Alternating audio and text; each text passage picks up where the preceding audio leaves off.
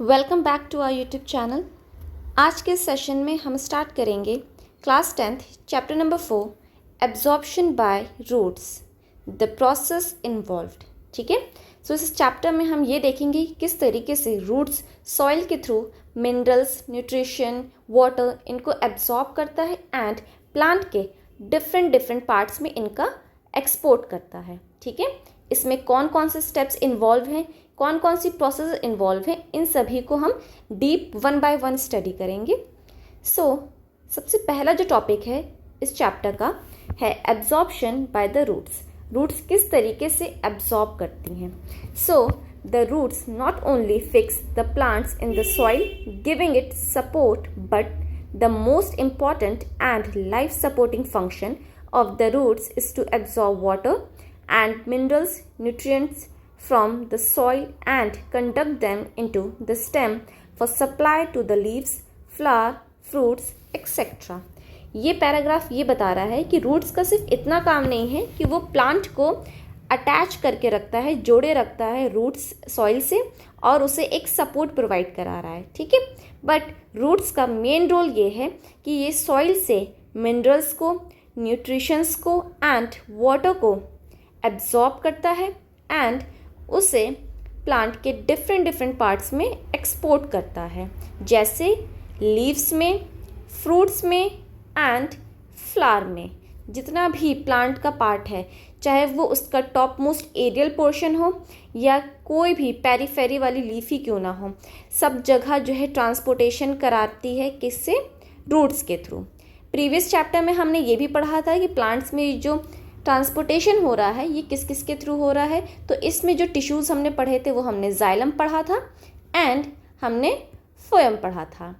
ठीक है, now next is need of water and minerals for plants. अब next question ये है कि हमें नीड क्यों है, प्लांट्स को नीड क्यों है वाटर एंड मिनरल्स की। ठीक है, जिस तरीके से हमें नीड होती है फूड की, वाटर की, ताकि हम अपना सर्वाइव कर सकें, अपना day to day work activity perform कर सकें, एनर्जी मिल सके हमें, उसी तरीके से प्लांट्स को भी नीड होती है वाटर की एंड मिनरल्स की, ताकि वो भी अपने डे टू डे जो भी उसके वर्क्स हैं वो परफॉर्म कर सके, जैसे photosynthesis, transpiration, transportation and mechanical stiffness. ये 4 ऐसे मेजर इम्पॉर्टेंट रोल्स हैं प्लांट के जो वो परफॉर्म करता है और इसको परफॉर्म करने के लिए उसे वाटर एंड डिफरेंट मिनरल्स की नीड होती है। सबसे पहला स्टेप है photosynthesis. Water is used up in the green leaves as a raw material in the synthesis of glucose. Photosynthesis एक ऐसी प्रोसेस है जिसके बारे में हम क्लास 7th या 8th स्टैंडर्ड से ही पढ़ रहे होते हैं। इसकी नीड क्या है? प्लांट फोटोसिंथेसिस करता है ताकि वो ग्लूकोज बना सके एंड ग्लूकोज अल्टीमेटली किसके यूज़ में आता है? ह्यूमंस के यूज़ में आता है एंड एनिमल्स के यूज़ में आता है। ठीक है, फोटोसिंथेसिस प्रोसेस में हम क्या करते हैं? प्लांट क्या करता है? वो सबसे पहले रूट्स के थ्रू लीव्स जो है वो वाटर लेती हैं एंड इसी के साथ लीव्स कार्बन डाइऑक्साइड जो कि हमारे इन्वायरमेंट में प्रेजेंट है उसको यूज करके in the presence of sunlight बनाती हैं glucose which is C6H12O6 and इसी के साथ एक कंपोनेंट और रिलीज होता है जिसे हम O2 कहते हैं, ऑक्सीजन कहते हैं। ऑक्सीजन क्या है? ये एक बाय प्रोडक्ट है फोटोसिंथेसिस प्रोसेस का एंड दिस इज ग्लूकोज। इस ग्लूकोज को बनाने के लिए ही प्लांट को क्या चाहिए? वाटर चाहिए। ठीक है, नेक्स्ट इज ट्रांसपिरेशन। ट्रांसपिरेशन क्या है? A large quantity of water gets evaporated as water vapour during transpiration for cooling in hot weather, for producing a suction force etcetera. Transpiration एक ऐसी प्रोसेस है जिसमें प्लांट जो है वो वाटर को इवापोरेट कर देता है वाटर वेपर के फॉर्म में। ठीक है, किस लिए? जब टेम्परेचर बहुत ज़्यादा होता है, जब टेम्परेचर एक लिमिट से बहुत ज़्यादा एक्सीड कर जाता है तो उस टाइम पे प्लांट को अपने प्रोसेस को मेंटेन करने के लिए कूलिंग इफेक्ट चाहिए होता है और ये कूलिंग इफेक्ट प्लांट को मिलता है by the process of transpiration. ठीक है, ट्रांसपिरेशन क्या है? ट्रांसपिरेशन में प्लांट जो है वाटर लूज करता है in the form of water vapour and इस प्रोसेस को हम ट्रांसपिरेशन कहते हैं। ठीक है, और ट्रांसपिरेशन क्यों करा जाता है? For producing a suction force. Suction force भी जनरेट करने के लिए ट्रांसपिरेशन करा जाता है। Next is transportation. Transportation of substance in water solution from the roots upward into the shoot और from leaves to other parts. Transportation क्या होता है? जैसे कि हम एक सामान को एक जगह से दूसरी जगह पहुंचाना। ये कोई प्रोडक्ट है, इस प्रोडक्ट को हम इस लोकेशन से इस स्पेसिफिक लोकेशन पे इसको पहुंचा रहे हैं। सो इस प्रोसेस को हम क्या कहते हैं? ट्रांसपोर्टेशन करना, एक किसी चीज़ को ट्रांसपोर्ट करना, एक जगह से दूसरी जगह पहुंचाना। उसी तरीके से प्लांट के अंदर क्या होता है, जितना भी वाटर हो या मिनरल्स हो, उन सभी को रूट जो है सॉइल से एक्सट्रैक्ट करती है, एब्जॉर्ब करती है एंड प्लांट के डिफरेंट पोर्शंस पे उनको पहुंचा देती है, उनको ट्रांसपोर्ट करती है, चाहे वो प्लांट लीव्स हो या प्लांट का कोई भी अदर पार्ट हो। इस प्रोसेस को हम ट्रांसपोर्टेशन कहते हैं। Next is mechanical stiffness. Water provides turgidity. Turgidity क्या है? Fully distended condition which is necessary for the stiffness of plant tissues. Mechanical stiffness में क्या होता है? प्लांट सेल्स जो होती हैं उनमें काफ़ी ज़्यादा जो है वाटर भर जाता है, जिसकी वजह से एक टारगेट प्रेशर क्रिएट होता है जिसे हम टर्जिडिटी कहते हैं। इस टर्जिडिटी की वजह से प्लांट टिश्यूज़ को एक स्टिफनेस मिलती है, एक सपोर्ट मिलता है। ठीक है, प्लांट टिश्यूज़ को एक स्टिफनेस मिलती है और इसी प्रोसेस को हम क्या कहते हैं? इसी प्रोसेस को हम मैकेनिकल स्टिफनेस कहते हैं। ठीक है, सो हमने क्या पढ़ा? प्लांट को मिनरल्स एंड वाटर्स की नीड क्यों है? तो उसके लिए 4 प्रोसेसेस हमने पढ़ी। 4 पर्पस क्या थे? सबसे पहला था फोटोसिंथेसिस के लिए, फिर transpiration, transportation and mechanical stiffness.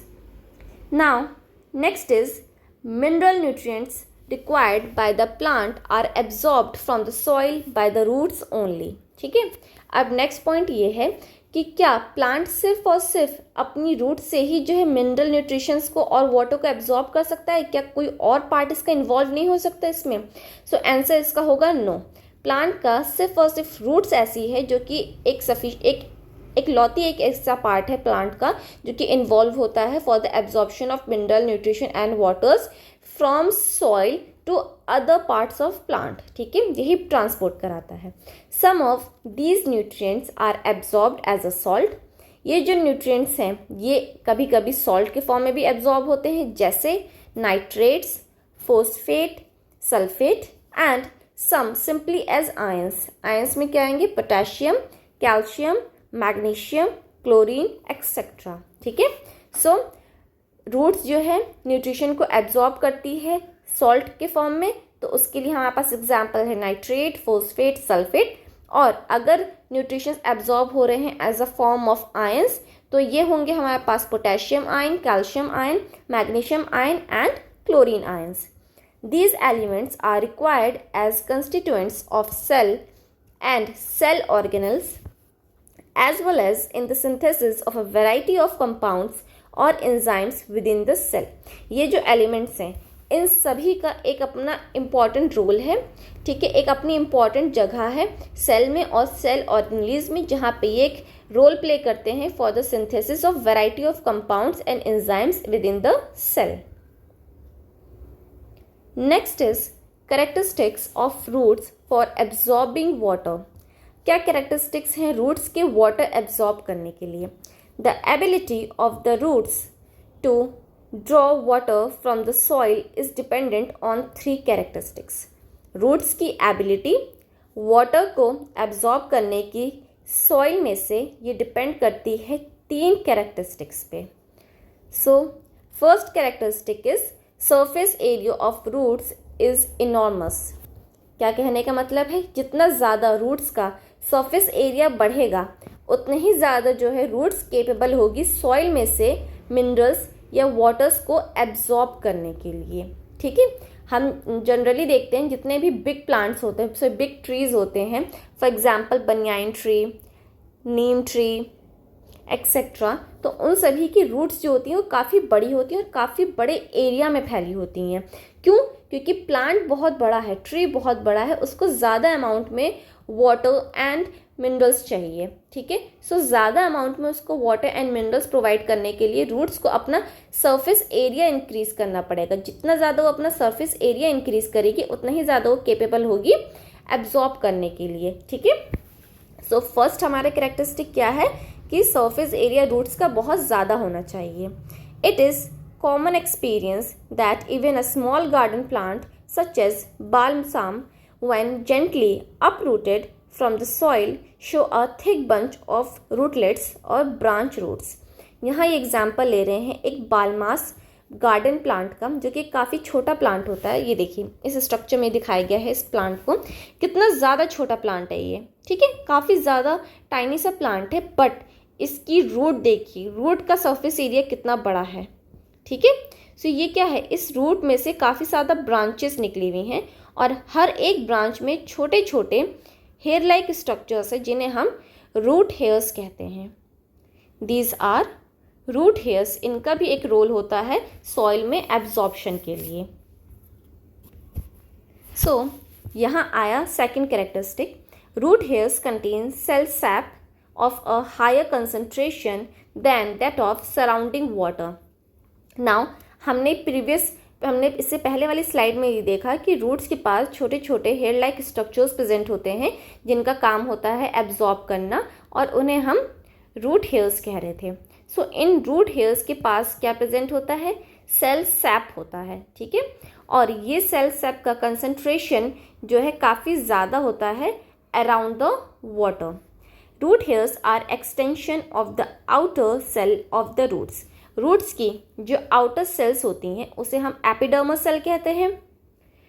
Plant की जितनी भी लीव्स हमने पढ़ी थी, चाहे वो लीव की सेल्स हों या शूट की सेल्स हों, उन सभी की जो आउटर सेल थी लेयर की, उसे हम एपिडर्मल कह रहे थे। तो सेम रूट्स की जो आउटर लेयर होगी सेल की, उसे भी हम एपिडर्मल कहेंगे। तो roots are the extension of outer cell of the roots. ठीक है, रूट हेयर्स क्या हैं, ये एक्सटेंशंस हैं रूट्स के आउटर सेल के। They also contain large vacuoles filled with a solution called SAP. इस डायग्राम को अगर हम देखें तो ये डायग्राम रिप्रेजेंट कर रहा है एक रूट हेयर को। इस रूट हेयर के सेल्स में एक पार्टिकुलर टाइप का वैक्यूल प्रेजेंट होता है जो कि एक पार्टिकुलर टाइप के सॉल्यूशन से भरा होता है। उस सॉल्यूशन को हम सेल सैप कहते हैं। ये देखिए, एक ये सेल है, एपिडर्मल सेल है, यहाँ है सेल वॉल, ये सेल मेम्ब्रेन है, ये साइटोप्लाज्म है एंड ये वैक्यूल है। ये वैक्यूल एक टाइप के फ्लूइड से भरा हुआ है और उस फ्लूइड को हम क्या कहते हैं, इस फ्लूइड को हम सेल सैप कहते हैं। ठीक है, इस फ्लूइड को हम क्या कहते हैं, सेल सैप कहते हैं।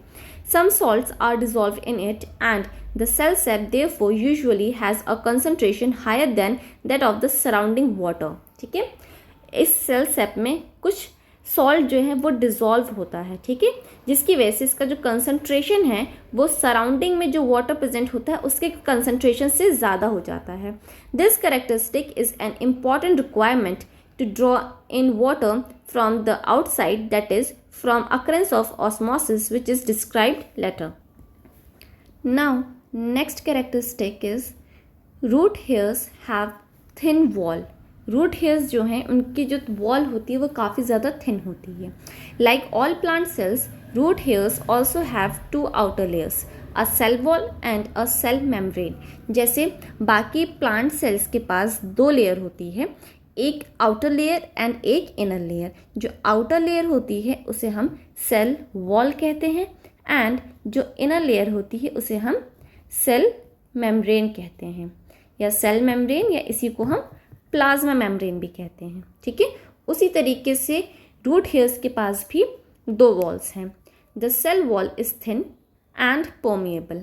सेल वॉल कैसी है, सेल वॉल काफ़ी ज़्यादा थिन है, पतली है एंड परमिएबल है। परमिएबल का क्या मतलब होता है? परमिएबल का मतलब होता है कि ये अलाउ करती है सभी पार्टिकल्स को to enter the cell, allow particles into the cell cytoplasm.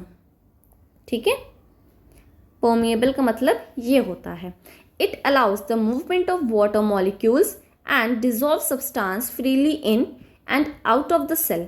इस सेल वॉल के थ्रू जितना भी सराउंडिंग में वाटर मॉलिक्यूल्स है या उस वाटर मॉलिक्यूल्स के साथ और भी सब्सटेंस जो डिजॉल्व है उन सभी को फ्रीली सेल के अंदर भी आने देती है और सेल से बाहर भी जाने देती है। The cell membrane is very thin and semi permeable. Cell membrane कैसी है? सेल मेम्ब्रेन भी काफ़ी थिन है, बट यहाँ पे सेल मेम्ब्रेन वो सेमी परमिएबल है। सेमी परमिएबल का क्या मतलब हुआ? सेमी परमिएबल का ये मतलब हुआ कि ये जो सेल मेम्ब्रेन है ये सेलेक्टिव चीज़ों को ही परमिट करती है। ठीक है, selective molecules are able to enter in and out of the cell.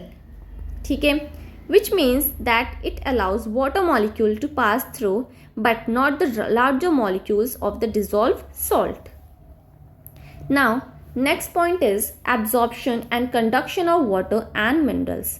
अब water का absorption and conduction कैसे होगा प्लांट के डिफरेंट पार्ट्स में, वाटर एंड मिनरल्स का।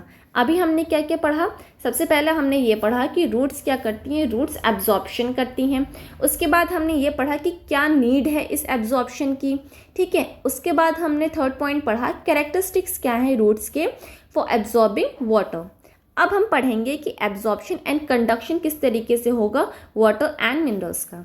The entire mechanism of absorbing water and minerals from the soil by the roots, its movement through the thickness of the root and subsequently its upward conduction through the stem is the result of 5 main phenomena. ठीक है, water या minerals का absorb होना by the roots from the soil and उसका movement through thickness of the roots and upward direction में जाना through the stem, and ये सभी जो है किसके थ्रू होगा?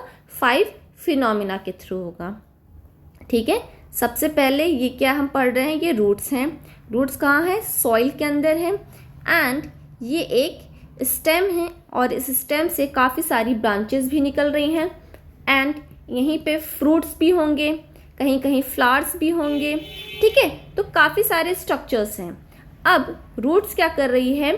यहाँ से एब्जॉर्ब कर रही है, सॉइल से हर तरफ से एब्जॉर्ब कर रही है वाटर एंड मिनरल्स को और इनका ट्रांसपोर्टेशन करा रही है डिफरेंट पार्ट्स में प्लांट के। ठीक है, तो ये सारा ट्रांसपोर्टेशन, ये कंडक्शन कराने के लिए हमारे पास 5 वेज हैं। First is imbibition, diffusion, osmosis, active transport, turgidity and flaccidity, जिसे हम प्लाज्मोलाइसिस भी कहते हैं। ठीक है, तो ये 5 तरीके हैं जिनके थ्रू हम एब्जॉर्प्शन एंड कंडक्शन कराएंगे वाटर एंड मिनरल्स का। सबसे पहला जो तरीका है इट इज़ इम्बिशन। इम्बिशन क्या होता है? Imbibition is a phenomena by which living और dead plant cells absorb water by surface attraction. Imbibition में वाटर एब्जॉर्ब होता है बाय द लिविंग और डेड प्लांट सेल्स। किसके थ्रू करते हैं ये? सरफेस अट्रैक्शन के थ्रू करते हैं।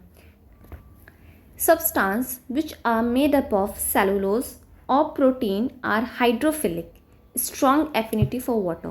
ठीक है, सब्सटेंस जैसे कि सेलुलोज एंड प्रोटीन ये हाइड्रोफिलिक होते हैं।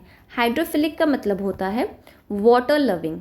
ठीक है, ये सब्सटेंस वाटर लविंग होते हैं, इन्हें वाटर से डर नहीं लगता है। ठीक है, यही लिखा गया है स्ट्रॉन्ग एफिनिटी फॉर वाटर। इनकी स्ट्रॉन्ग एफिनिटी होती है, मतलब ये काफ़ी ज़्यादा स्ट्रांगली अटैच हो जाते हैं, जुड़ जाते हैं वाटर मॉलिक्यूल्स के साथ। दे इम्बाइब वाटर और मॉइस्चर एंड स्वेल अप। ये क्या करते हैं? ये वाटर के साथ जॉइंट हो गए या मॉइस्चर के साथ, और उसके बाद जो है ये स्वेल कर जाते हैं, जैसे कि dry seeds, wooden doors swell up on contact with water on exposure to moist air. Due to imbitional pressure, seed coat ruptures in case of germinating seeds. It is also an important force in the ascent of SAP. हम क्या देखते हैं, for example हमारे पास कोई एक seed है, ठीक है।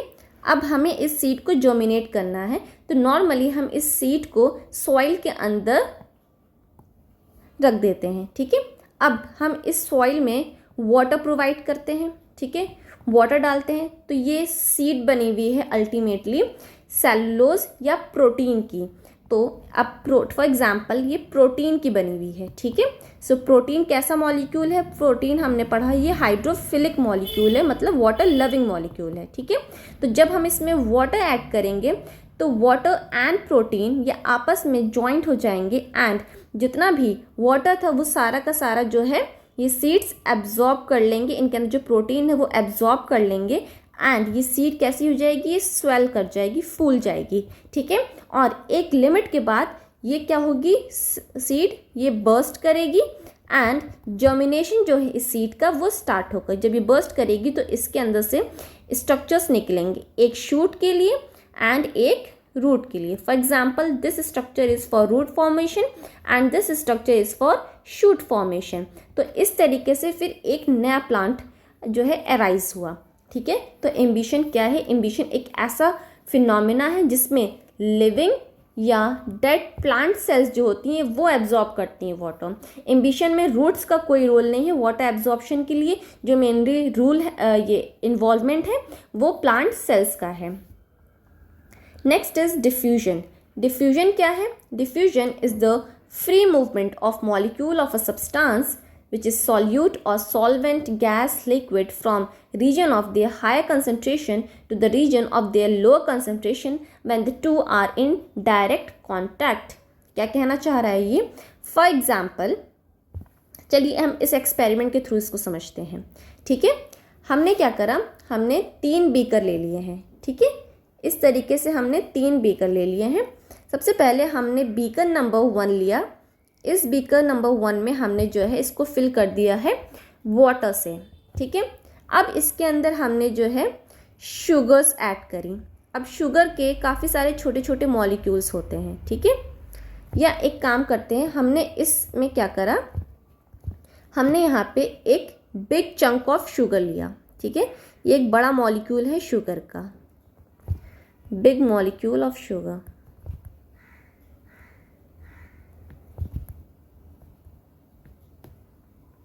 ठीक है। अब यहाँ पे ये जो शुगर का बड़ा मॉलिक्यूल है तो ये छोटे छोटे शुगर मॉलिक्यूल से ही मिलके एक बड़ा मॉलिक्यूल बना होगा, made up of, this is made up of small molecules of sugar, small molecules of sugar, ठीक है। तो इसमें शुगर का कंसंट्रेशन, शुगर मॉलिक्यूल्स का कंसंट्रेशन ज़्यादा होगा, कंसंट्रेशन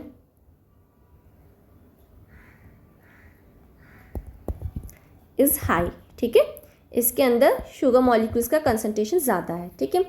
अब धीरे धीरे क्या होगा, ये जो शुगर मॉलिक्यूल है बड़ा, ये धीरे धीरे वाटर में डिज़ोल्व होना स्टार्ट होगा, ठीक है।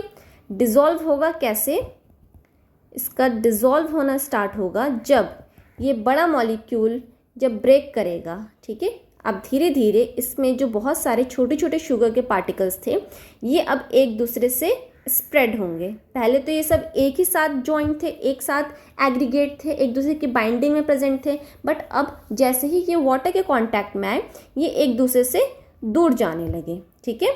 ऐसे ही करते करते धीरे धीरे क्या हुआ, ये जो शुगर के मॉलिक्यूल्स थे ये पूरे वाटर में फैल गए, ठीक है। ये पूरे वाटर में फैल गए। यहाँ क्या था, फर्स्ट केस क्या था, यहाँ पे कंसंट्रेशन कैसा था, यहाँ शुगर मॉलिक्यूल्स का कंसंट्रेशन हाई था। धीरे धीरे पार्टिकल्स एक दूसरे से दूर जाने लगे जिसकी वजह से कंसंट्रेशन जो था वो लो हुआ, कंसंट्रेशन लो हुआ एंड अल्टीमेटली कुछ टाइम के बाद ये कंसंट्रेशन बिल्कुल लोएस्ट फेज में चला गया, ठीक है। लोएस्ट फेज में कैसे गया, क्योंकि सारे वाटर मॉलिक्यूल्स में पूरे वाटर में ये छोटे छोटे शुगर्स के मॉलिक्यूल्स फैल गए।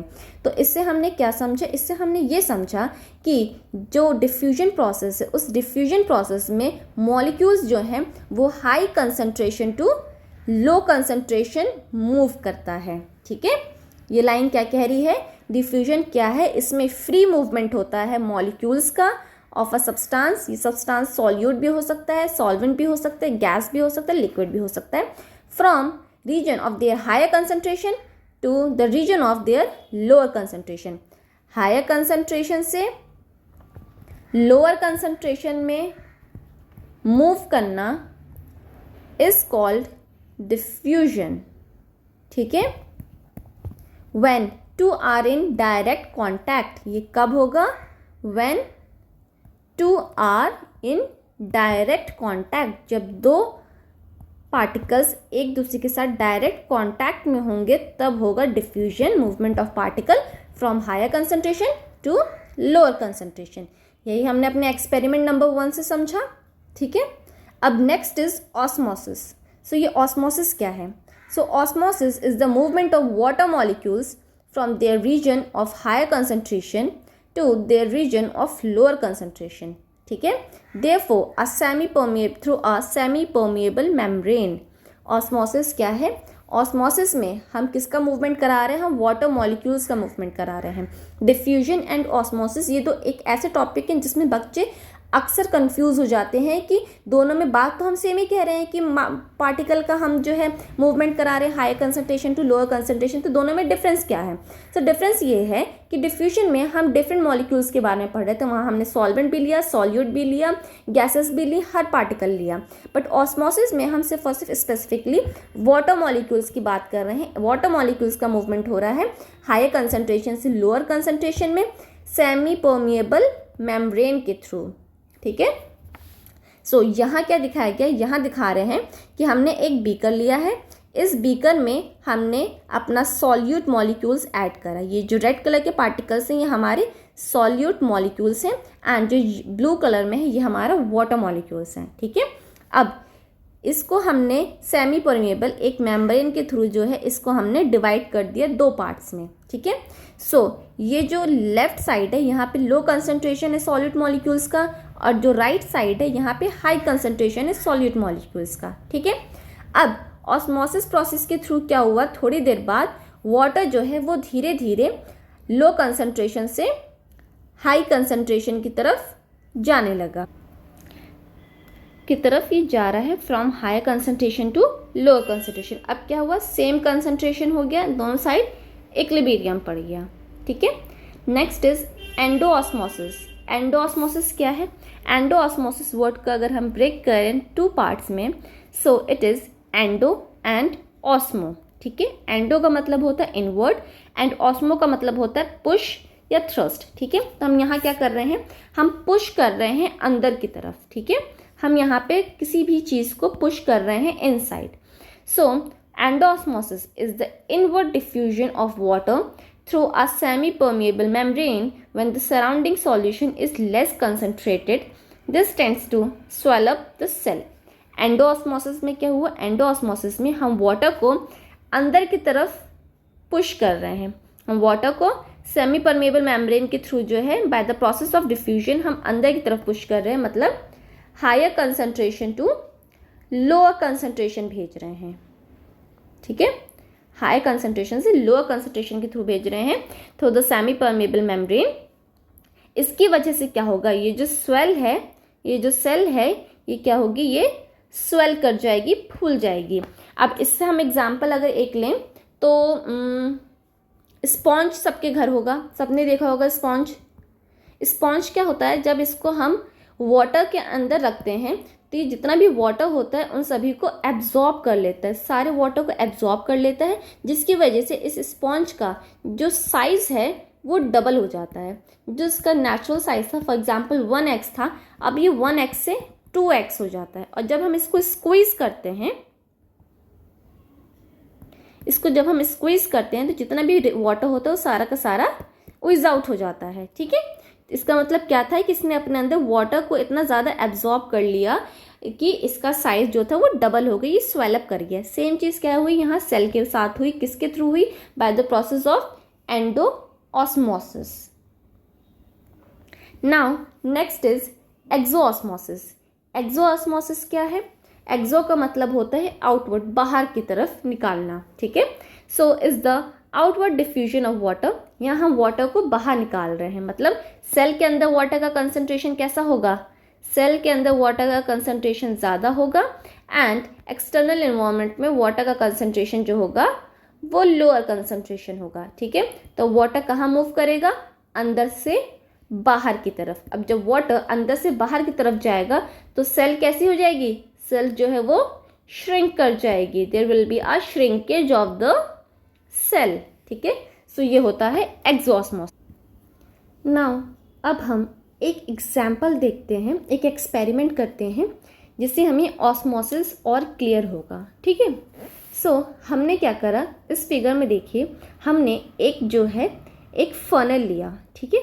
ये एक हमने फनल लिया इस तरीके का, और इस फनल के अंदर जो है हमने कंसनट्रेटेड शुगर ऐड करा है।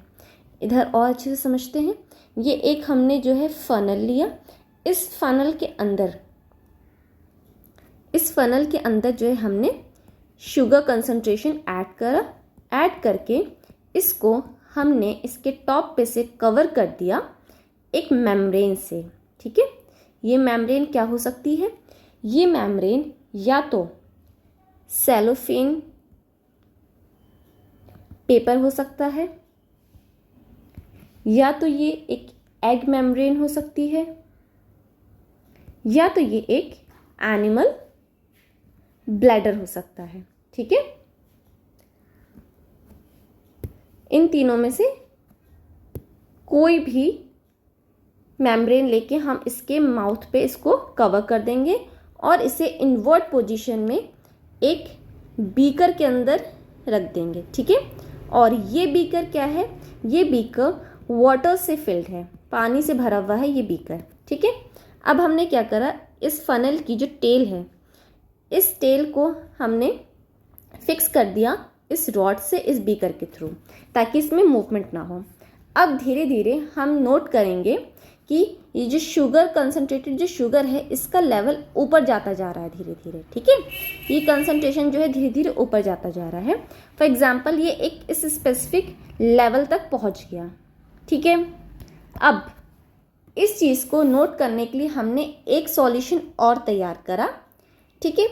सेम एक बीकर लिया, उसको वाटर से फिल कर दिया, उसके अंदर जो हमने फिर से एक फनल डाला, बट चेंज अब की ये था कि इस फनल के अंदर हमने सिर्फ और सिर्फ वाटर रखा है, ठीक है। इसके अंदर हमने शुगर का सॉल्यूशन नहीं ऐड करा, इसके अंदर सिर्फ और सिर्फ वाटर है, और अभी भी इसको भी हमने कवर कर दिया है एनिमल ब्लैडर से या सेलोफेन पेपर से, ठीक है। इसको हम एज अ रेफरेंस लेंगे अपना, ठीक है। अब कोई भी एक्सपेरिमेंट अगर हम कर रहे हैं तो उसके लिए हमारे पास एक रेफरेंस भी होना चाहिए कि ये किस तरीके से होगा, उसके अकॉर्डिंग हम उसको नोट करें, ठीक है। तो इस रेफरेंस में हम क्या देख रहे हैं कि वाटर का जो लेवल है वो कहीं नहीं बढ़ा, वो इतना का इतना ही है, वाटर लेवल राइज ही नहीं करा इस केस में, हमारे रेफरेंस के केस में। बट हमारे जो शुगर सॉल्यूशन वाला केस है, इस शुगर वाले केस में वाटर का लेवल जो है वो राइज कर रहा है, ठीक है। एक लिमिट तक ये राइज करा, उसके बाद ये धीरे धीरे नीचे जाने लगा, लेवल नीचे गिरने लगा, ठीक है। सो इस एक्सपेरिमेंट को हमने वेट करा 1 से 2 घंटा, ठीक है। तो हमने ये नोट करा जो हमारा रेफरेंस था उसके वाटर लेवल में कोई चेंज नहीं आया, और जो हमारा रियल एक्सपेरिमेंट था उसमें पहले तो वाटर का लेवल बढ़ा, बट बाद में वाटर का लेवल फिर से वो नीचे आने लगा, ठीक है। अब हमने फिर क्या करा, फिर हमने जो है इस बीकर में जो वाटर था, इस वाटर को हमने टेस्ट करा, क्योंकि हमें ये पता था कि इसके अंदर शुगर है, ठीक है। शुगर है तो शुगर जो है मे बी पास होके इस बीकर में आ गई हो और इस बीकर का वाटर जो है वो स्वीट हो गया हो टेस्ट में, बट ऐसा कुछ नहीं हुआ।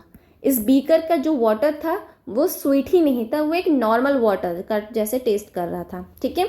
सो अब इसमें ऑब्जर्वेशन क्या मिली हमें, इसमें हमें ऑब्जर्वेशन ये मिली सबसे पहले कि वाटर जो था वो पास करा through cellophane paper, cellophane paper के थ्रू जो है वाटर वो बीकर से आ गया फनल में, ठीक है। बीकर से फनल में आया, तो इसकी वजह से फनल में जो वाटर लेवल था वो वाटर लेवल इंक्रीज हो गया, ठीक है। और थोड़ी देर बाद वो वाटर जो है वापस कहाँ चला गया, बीकर में चला गया। इसकी वजह से फिर वाटर का जो लेवल था वो लो हो गया, ठीक है। सो सिर्फ और सिर्फ वाटर था जो कि सेलोफेन मेम्ब्रेन के थ्रू जो है सबसे पहले फनल के अंदर गया, higher concentration to lower concentration, और जब फनल में वाटर का कंसंट्रेशन ज़्यादा हो गया तो वापस जो है बीकर में चला गया, higher concentration to lower concentration. Movement किसका नहीं हुआ, शुगर का मूवमेंट नहीं हुआ। Sugar not pass membrane, sugar membrane को पास नहीं कर पाई। यही तो ऑस्मोसिस में हमने पढ़ा। ऑस्मोसिस में मूवमेंट सिर्फ और सिर्फ वाटर का होता है from higher concentration to lower concentration through a semi permeable membrane, ठीक है। आई होप आपको से एक्सपेरिमेंट के थ्रू ऑस्मोसिस और ज़्यादा क्लियर हो गया होगा। Now next topic is osmotic pressure. अब ये ऑस्मोटिक प्रेशर क्या होता है? So osmotic pressure is the minimum pressure that must be exerted to prevent the passage of the pure solvent into the solution when two are separated by the semi permeable membrane, ठीक है। Osmotic pressure क्या होता है? Osmotic pressure वो है जहाँ पे हम प्रेशर लगाते हैं ताकि जो हमारा प्योर सॉल्वेंट है वो सॉल्यूशन में आके ना मिक्स हो, ठीक है। अगर फिर से इसी एक्सपेरिमेंट को देखें, यहाँ पे हमने फनल लिया था, इस फनल को हमने जो है पैक कर दिया था सेलोफेन मेम्ब्रेन से, जिसकी वजह से शुगर पार्टिकल्स जो है क्रॉस करके इस बीकर में नहीं आ पाए थे, ठीक है। सो यहाँ पे जो प्रेशर लग रहा है, इस जगह पे इस पॉइंट पे जो प्रेशर लग रहा है जिसके थ्रू जो प्योर सॉल्वेंट है इस सॉल्यूशन में नहीं आ पा रहा, इस प्रेशर को ही हम ऑस्मोटिक प्रेशर कहते हैं, ठीक है। इस प्रेशर को ही हम ऑस्मोटिक प्रेशर कहते हैं। या अगर इसको दूसरी लैंग्वेज में समझें, so osmotic pressure of a solution is a measure of its tendency to take in water by osmosis. Osmotic pressure क्या है? एक सॉल्यूशन की जो टेंडेंसी होती है, जो मेजर करता है कि वो किस टेंडेंसी से वाटर को अपने अंदर ले सकता है बाय ऑस्मोसिस, ठीक है। Now next is tonicity. So tonicity क्या है? Relative concentration of the solution that determine the direction and extent of diffusion is called tonicity, ठीक है। टोनिसिटी क्या है? रिलेटिव, किसी भी सॉल्यूशन का एक रिलेटिव कंसंट्रेशन जो ये डिटरमाइन करे कि उस सॉल्यूशन का मूवमेंट किस डायरेक्शन में होगा, इसे हम टोनिसिटी कहते हैं। इस पे बेसिस हम सॉल्यूशन को 3 टाइप से स्टडी करेंगे। सॉल्यूशन के मूवमेंट को हम 3 टाइप से स्टडी करेंगे। First is isotonic, hypotonic and hypertonic solution. सबसे पहला हम पढ़ेंगे isotonic solution. So the relative concentration of water molecule and the solute on either side of the cell membrane is the same. Water molecule का relative concentration जो है वो same रहेगा जो सॉल्यूट प्रेजेंट है सेल मेम्ब्रेन के अंदर उससे, ठीक है। फॉर एग्जांपल ये देखिए, यहाँ पे हमने जो है एक सेल ली है, एक एनिमल सेल है, ठीक है। इस एनिमल सेल के अंदर जो है सॉल्यूट होगा, ठीक है, और आउटर साइड में जो है एक्सटर्नल इन्वायरमेंट जो है वाटर है, ठीक है। सो इस वाटर मॉलिक्यूल का जो रिलेटिव कंसंट्रेशन होगा वो इक्वल होगा for the relative concentration of solute present inside the membrane, ठीक है। तो इस कंसंट्रेशन में क्या होगा, जो नेट मूवमेंट होगा वाटर मॉलिक्यूल का अक्रॉस द सेल मेम्ब्रेन वो बिल्कुल ज़ीरो हो जाएगा, यहाँ कोई ऑस्मोसिस नहीं होगा। और इजी लैंग्वेज में समझें, सो जो कंसंट्रेशन है सॉल्यूट का सेल के अंदर, ठीक है, concentration is equal to outside concentration of water, ठीक है। मतलब सेल के अंदर एंड सेल के बाहर अगर कंसंट्रेशन इक्वल होगा तो वाटर का मूवमेंट ना तो अंदर से बाहर होगा ना तो बाहर से अंदर होगा। उस कंडीशन को हम आइसोटोनिक कंडीशन कहते हैं, ठीक है। उसी तरीके से अगर प्लांट सेल की बात करें तो प्लांट सेल के अंदर का जो कंसंट्रेशन और बाहर का कंसंट्रेशन दोनों इक्वल होगा। अगर दोनों इक्वल होगा तो कोई भी मूवमेंट नहीं होगा, कोई मूवमेंट नहीं होगा मॉलिक्यूल का, तो वहाँ पे सॉल्यूशन कैसा कहलाएगा? आइसोटोनिक सॉल्यूशन कहलाएगा। Next is hypotonic. हाइपो का मतलब होता है लोअर। इस कंडीशन में क्या हुआ सॉल्यूशन जो है outside the cell has lower solute concentration. Cell के बाहर जो इन्वायरमेंट है, जो सॉल्यूट है उसका कंसंट्रेशन कम है, और वहीं सेल के अंदर जो फ्लूइड है उसमें सॉलिड का कंसंट्रेशन ज़्यादा है। इसकी वजह से वाटर का मूवमेंट कहाँ होगा? वाटर का मूवमेंट होगा सेल के बाहर से अंदर की तरफ, ठीक है, सॉरी, अंदर से बाहर की तरफ होगा। क्यों? वाटर का जो मूवमेंट है वो आउटसाइड से इनसाइड होगा, ठीक है। इसी को हम क्या कहेंगे? एंडो ऑस्मोसिस कहेंगे। Next is hypertonic. Hypertonic means higher concentration, ठीक है। इस कंडीशन में क्या है? Solution outside the cell has higher solute concentration. Cell के बाहर जो कंसंट्रेशन है वो हायर है, ठीक है, then the fluid inside the cell, और यहाँ पे इसका कंसंट्रेशन जो है लोअर है। तो subsequently the water molecule from inner of the cell will move out. So water जो है सेल के अंदर से मूव करेगा बाहर की तरफ, इसको कहेंगे एक्सोऑस्मोसिस। इस कंडीशन में सेल जो है वो श्रिंक करेगी, एंड हाइपोटोनिक कंडीशन में सेल जो होगी वो स्वेल करेगी। क्यों? क्योंकि वाटर जो है सेल के अंदर एंटर कर रहा है, और यहाँ पे वाटर जो है सेल के बाहर जा रहा है, इस वजह से सेल जो है वो श्रिंक करेगी, ठीक है। सो इसी के साथ इस टॉपिक को हम यहीं कंप्लीट करते हैं। नेक्स्ट इस चैप्टर को हम देखेंगे इसके नेक्स्ट पार्ट में। सो अगर इसमें आपको कोई भी कन्फ्यूजन या डाउट हो सो प्लीज़ कमेंट सेक्शन में बताइएगा, एंड इस वीडियो को लाइक करिएगा एंड चैनल को सब्सक्राइब करिएगा। Thank you.